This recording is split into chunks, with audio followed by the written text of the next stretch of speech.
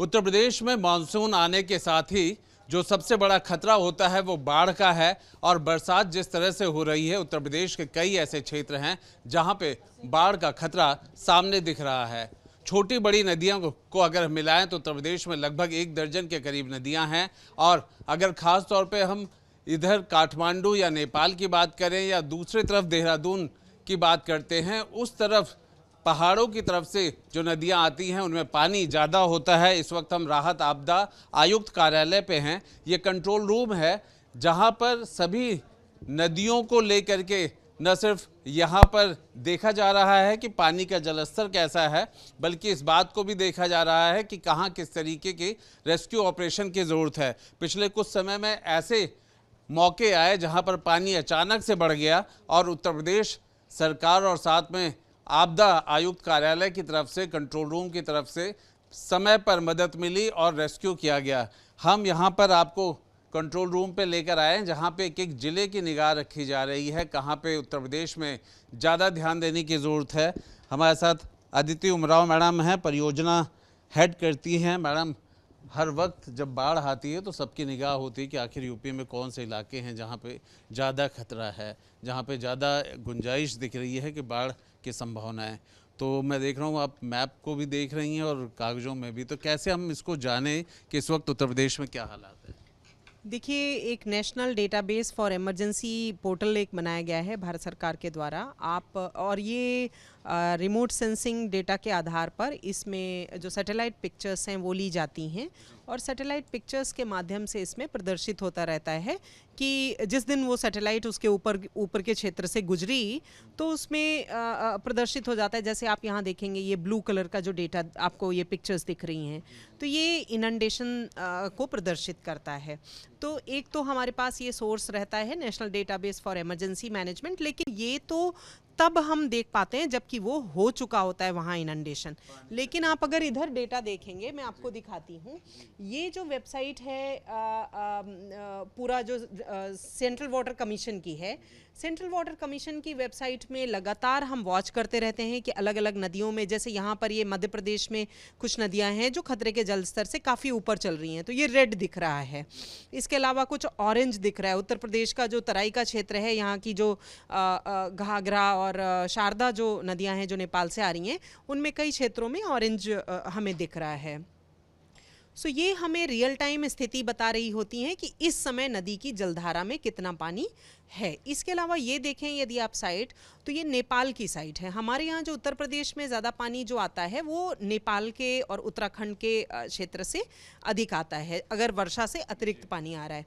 तो ये नेपाल में भी हम वर्षा देखते रहते हैं, कहाँ कौन सी उनके जो मॉनिटरिंग स्टेशंस हैं, रिवर वॉच करते रहते हैं उनका। देखिए, ये दो नदियाँ हैं नेपाल की जो वार्निंग लेवल पर चल रही हैं। इसके अलावा रेनफॉल वॉच करेंगे तो यहाँ देखेंगे कि ये कौन सा जनपद है, ये महोत्तरी जनपद है जो कि वार्निंग जहाँ पर है, जहाँ बहुत ज़्यादा वर्षा आज हो रही है। तो हम ये देखते हैं कि इसके नीचे हमारा कौन सा जनपद है, उस पर क्या प्रभाव पड़ेगा। तो हम एक प्रेडिक्टिव एनालिसिस भी यहाँ पर इस कंट्रोल रूम में करते हैं और उसको देख करके कि कहाँ किस जनपद में हमें अपनी तैयारियों को बढ़ाए जाने की आवश्यकता है, उन तैयारियों को बढ़ाते हैं और फिर अकॉर्डिंगली उन पर जो राहत। मैं यहाँ मैप देख रहा था, लोगों के लिए बड़ा उसमें जानकारी है कि वो कौन से ज़िले हैं जहाँ पे पानी इकट्ठा हो रहा है या फिर थोड़ा बाढ़ के वाले डेंस इलाके दिख रहे हैं।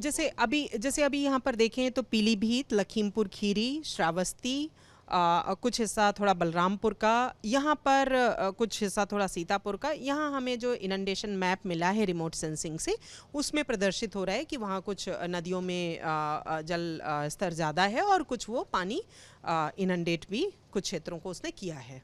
हम एसडीआरएफ की बात करें, एनडीआरएफ की बात करें और साथ में कंट्रोल रूम के जो अपने सोर्सेज हैं, तो किस तरीके से डिप्लॉय किया गया है, कैसे स्थितियाँ हैं? देखिए, जैसे मैंने आपको बताया, पहले हम प्री पोजीशनिंग बाढ़ की पूर्व तैयारी के रूप में कर लेते हैं कि कहाँ कहाँ संवेदनशील स्थान है जहाँ पर हमें प्री पोजीशन करके रखना होगा।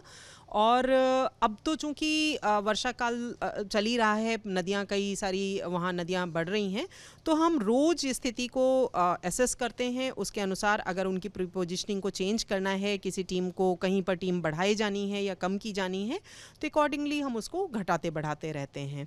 जहाँ पर एयर रेस्क्यू की आवश्यकता है, जैसे कल पीलीभीत में 7 लोगों को एयर रेस्क्यू करने की भी आवश्यकता पड़ी।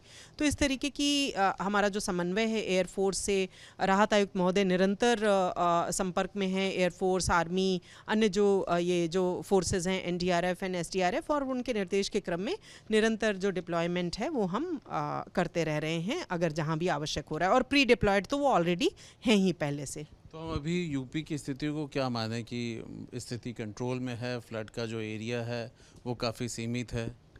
देखिए, प्रदेश में पूरा प्रशासनिक स्तर पर बहुत रोबस्ट तैयारियां की गई हैं इस बार। 4 स्थानों पर ऐसी आवश्यकता हुई कि रात में अचानक से पानी बढ़ गया और निकालने की आवश्यकता पड़ी, लेकिन कहीं भी कोई जनहानि नहीं होने पाई है। और लगातार जिला प्रशासन हाई अलर्ट पर है। अभी 11-12 जुलाई को हमें अधिक वर्षा के प्रेडिक्शंस मौसम विभाग से फिर मिले हैं। नेपाल में भी अधिक वर्षा होगी और उत्तराखंड में और प्रदेश में भी अधिक वर्षा होगी। तो उसके तहत हम जो तैयारी है उसको करने के लिए जिलों से बात की गई है। कल राहत आयुक्त महोदय ने सभी जिलाधिकारियों के साथ कल पुनः बैठक की। निरंतर वो समीक्षा भी कर रहे हैं और बैठकें भी कर रहे हैं, ताकि और जो पैसे हैं वो जिलों को पहले से ही आवंटित किए जा चुके हैं बाढ़ मद में, कि कहीं कोई राहत वितरित करनी है, कोई रेस्क्यू कार्य करना है, शरणालय चलाना है, तो वो अपने उनको कहीं से कोई निर्देश प्राप्त करने की या धनराशि प्राप्त करने की आवश्यकता नहीं है, पहले से ही उनके पास ये उपलब्ध है। बहुत बहुत धन्यवाद। हमारे साथ अदिति उमराव मैडम, जो कि पूरे इस फ्लड कंट्रोल की परियोजना अधिकारी हैं और इस पूरे प्रोग्राम को देख रही हैं। सबसे महत्वपूर्ण बात यही है कि यूपी का जो फ्लड का एरिया है लगभग साल दर साल वही होता है, लेकिन उन जिलों में तैनाती और पहले से ही फोर्सेस की जो तैनाती की गई है, या फिर यूँ कहा जाए कि जो तैयारियां की गई हैं, उससे कहीं ना कहीं जो रेस्क्यू ऑपरेशंस हैं वो तेज़ हो रहे हैं, और अगर हम कहें जानमाल का नुकसान वो बेहद न्यूनतम है। तो ये सरकार की तैयारी है, और जहाँ पर फ्लड की सिचुएशन है वहाँ पर जिलाधिकारियों को तुरंत तैयार रहने के लिए भी कहा गया है। उत्तर प्रदेश में मानसून आने के साथ ही जो सबसे बड़ा खतरा होता है वो बाढ़ का है, और बरसात जिस तरह से हो रही है, उत्तर प्रदेश के कई ऐसे क्षेत्र हैं जहां पे बाढ़ का खतरा सामने दिख रहा है। छोटी बड़ी नदियों को अगर मिलाएं तो उत्तर प्रदेश में लगभग 1 दर्जन के करीब नदियां हैं, और अगर खास तौर पे हम इधर काठमांडू या नेपाल की बात करें या दूसरी तरफ देहरादून की बात करते हैं, उस तरफ पहाड़ों की तरफ से जो नदियां आती हैं उनमें पानी ज़्यादा होता है। इस वक्त हम राहत आपदा आयुक्त कार्यालय पे हैं। ये कंट्रोल रूम है जहां पर सभी नदियों को लेकर के न सिर्फ यहाँ पर देखा जा रहा है कि पानी का जलस्तर कैसा है, बल्कि इस बात को भी देखा जा रहा है कि कहाँ किस तरीके की रेस्क्यू ऑपरेशन की ज़रूरत है। पिछले कुछ समय में ऐसे मौके आए जहाँ पर पानी अचानक से बढ़ गया, और उत्तर प्रदेश सरकार और साथ में आपदा आयुक्त कार्यालय की तरफ से, कंट्रोल रूम की तरफ से समय पर मदद मिली और रेस्क्यू किया गया। हम यहाँ पर आपको कंट्रोल रूम पे लेकर आए जहाँ पे एक एक ज़िले की निगाह रखी जा रही है, कहाँ पे उत्तर प्रदेश में ज़्यादा ध्यान देने की ज़रूरत है। हमारे साथ अदिति उमराव मैडम हैं, परियोजना हेड करती हैं। मैडम, हर वक्त जब बाढ़ आती है तो सबकी निगाह होती है कि आखिर यूपी में कौन से इलाके हैं जहाँ पे ज़्यादा खतरा है, जहाँ पे ज़्यादा गुंजाइश दिख रही है कि बाढ़ की संभावना है। तो मैं देख रहा हूँ आप मैप को भी देख रही हैं और कागज़ों में भी, तो कैसे हम इसको जानें कि इस वक्त उत्तर प्रदेश में क्या हालात है? देखिए, एक national database for emergency portal एक बनाया गया है भारत सरकार के द्वारा। और ये रिमोट सेंसिंग डेटा के आधार पर इसमें जो सैटेलाइट पिक्चर्स हैं वो ली जाती हैं, और सैटेलाइट पिक्चर्स के माध्यम से इसमें प्रदर्शित होता रहता है कि जिस दिन वो सैटेलाइट उसके ऊपर के क्षेत्र से गुजरी तो उसमें प्रदर्शित हो जाता है। जैसे आप यहाँ देखेंगे ये ब्लू कलर का जो डेटा आपको ये पिक्चर्स दिख रही हैं, तो ये इनंडेशन को प्रदर्शित करता है। तो एक तो हमारे पास ये सोर्स रहता है national database for emergency management, लेकिन ये तो तब हम देख पाते हैं जबकि वो हो चुका होता है वहाँ इनंडेशन। लेकिन आप अगर इधर डेटा देखेंगे, मैं आपको दिखाती हूँ, ये जो वेबसाइट है पूरा जो सेंट्रल वाटर कमीशन की है, सेंट्रल वाटर कमीशन की वेबसाइट में लगातार हम वॉच करते रहते हैं कि अलग अलग नदियों में, जैसे यहाँ पर ये मध्य प्रदेश में कुछ नदियाँ हैं जो खतरे के जल स्तर से काफ़ी ऊपर चल रही हैं, तो ये रेड दिख रहा है। इसके अलावा कुछ ऑरेंज दिख रहा है। उत्तर प्रदेश का जो तराई का क्षेत्र है, यहाँ की जो घाघरा और शारदा जो नदियाँ हैं जो नेपाल से आ रही हैं, उनमें कई क्षेत्रों में ऑरेंज हमें दिख रहा है। सो ये हमें रियल टाइम स्थिति बता रही होती हैं कि इस समय नदी की जलधारा में कितना पानी है। इसके अलावा ये देखें यदि आप साइट, तो ये नेपाल की साइट है। हमारे यहाँ जो उत्तर प्रदेश में ज़्यादा पानी जो आता है वो नेपाल के और उत्तराखंड के क्षेत्र से अधिक आता है, अगर वर्षा से अतिरिक्त पानी आ रहा है। तो ये नेपाल में भी हम वर्षा देखते रहते हैं, कहाँ कौन सी उनके जो मॉनिटरिंग स्टेशंस हैं, रिवर वॉच करते रहते हैं उनका। देखिए ये दो नदियाँ हैं नेपाल की जो वार्निंग लेवल पर चल रही हैं। इसके अलावा रेनफॉल वॉच करेंगे तो यहाँ देखेंगे कि ये कौन सा जनपद है, ये महोत्तरी जनपद है जो कि वार्निंग जहाँ पर है, जहाँ बहुत ज़्यादा वर्षा आज हो रही है। तो हम ये देखते हैं कि इसके नीचे हमारा कौन सा जनपद है, उस पर क्या प्रभाव पड़ेगा। तो हम एक प्रेडिक्टिव एनालिसिस भी यहाँ पर इस कंट्रोल रूम में करते हैं और उसको देख करके कि कहाँ किस जनपद में हमें अपनी तैयारियों को बढ़ाए जाने की आवश्यकता है, उन तैयारियों को बढ़ाते हैं और फिर अकॉर्डिंगली उन पर जो राहत। मैं यहाँ मैप देख रहा था, लोगों के लिए बड़ा उसमें जानकारी है कि वो कौन से ज़िले हैं जहाँ पे पानी इकट्ठा हो रहा है या फिर थोड़ा बाढ़ के वाले डेंस इलाके दिख रहे हैं।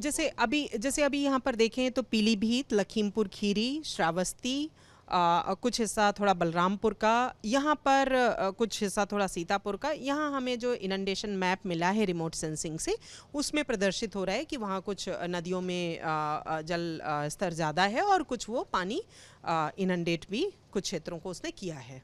हम एसडीआरएफ की बात करें, एनडीआरएफ की बात करें और साथ में कंट्रोल रूम के जो अपने सोर्सेज हैं, तो किस तरीके से डिप्लॉय किया गया है, कैसे स्थितियाँ हैं? देखिए जैसे मैंने आपको बताया, पहले हम प्री पोजीशनिंग बाढ़ की पूर्व तैयारी के रूप में कर लेते हैं कि कहाँ कहाँ संवेदनशील स्थान है जहाँ पर हमें प्री पोजीशन करके रखना होगा। और अब तो चूँकि वर्षा काल चल ही रहा है, नदियाँ कई सारी वहाँ नदियाँ बढ़ रही हैं, तो हम रोज़ स्थिति को एसेस करते हैं। उसके अनुसार अगर उनकी प्री पोजीशनिंग को चेंज करना है, किसी टीम को कहीं पर टीम बढ़ाई जानी है या कम की जानी है, तो अकॉर्डिंगली हम उसको घटाते बढ़ाते रहते हैं। जहाँ पर एयर रेस्क्यू की आवश्यकता है, जैसे कल पीलीभीत में 7 लोगों को एयर रेस्क्यू करने की भी आवश्यकता पड़ी, तो इस तरीके की हमारा जो समन्वय है एयरफोर्स से, राहत आयुक्त महोदय निरंतर संपर्क में है एयरफोर्स, आर्मी, अन्य जो ये जो फोर्सेस हैं एनडीआरएफ एंड एसडीआरएफ, और उनके निर्देश के क्रम में निरंतर जो डिप्लॉयमेंट है वो हम करते रह रहे हैं अगर जहाँ भी आवश्यक हो रहा है। और प्री डिप्लॉयड तो वो ऑलरेडी हैं ही पहले से। तो हम अभी यूपी की स्थिति को क्या माने कि स्थिति कंट्रोल में है, फ्लड का जो एरिया है वो काफ़ी सीमित है? देखिए प्रदेश में पूरा प्रशासनिक स्तर पर बहुत रोबस्ट तैयारियां की गई हैं इस बार। 4 स्थानों पर ऐसी आवश्यकता हुई कि रात में अचानक से पानी बढ़ गया और निकालने की आवश्यकता पड़ी, लेकिन कहीं भी कोई जनहानि नहीं होने पाई है और लगातार जिला प्रशासन हाई अलर्ट पर है। अभी 11-12 जुलाई को हमें अधिक वर्षा के प्रेडिक्शंस मौसम विभाग से फिर मिले हैं। नेपाल में भी अधिक वर्षा होगी और उत्तराखंड में और प्रदेश में भी अधिक वर्षा होगी, तो उसके तहत हम जो